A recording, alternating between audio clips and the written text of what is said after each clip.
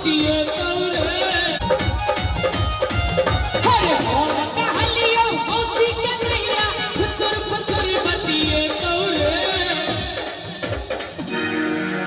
अरे हम कहलियो मौसी के नैया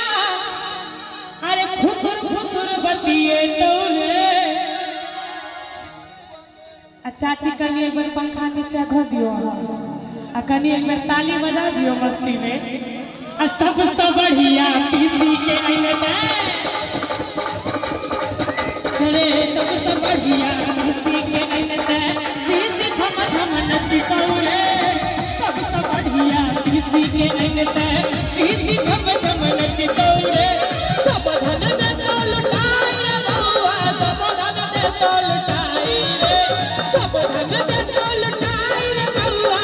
सब धन दे तो लुटाई रे हर बाप तो हर अलबेला रे बउआ हर बाप तो हर अलबेला रे बउआ सब धन दे तो लुटाई रे बाप तो हर अलबेला रे बउआ सब धन दे तो लुटाई रे बाप तो हर अलबेला रे बउआ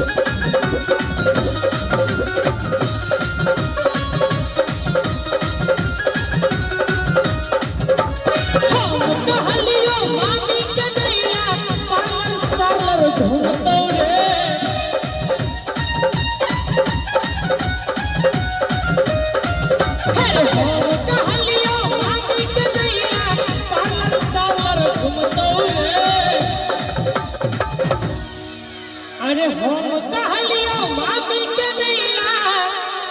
पार्लर सार्लर घूमतो रे मामी के नाम पर बड़ा हंसी लगे कनी कैमरा घूमगा तरफ घूमबियो तो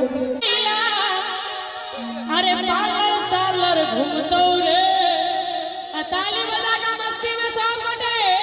सबसे बढ़िया चाची के आइले सबसे बढ़िया चाची के चाची का जो कई तौरे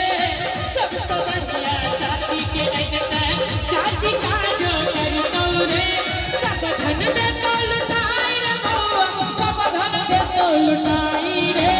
सब धन दे तो लुटाई रे बउआ सब धन दे तो लुटाई रे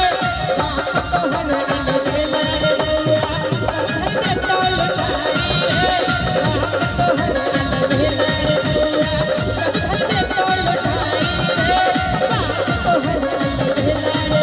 अरे बाप तो हर अलबेला रे बाप तो हर अलबेला रे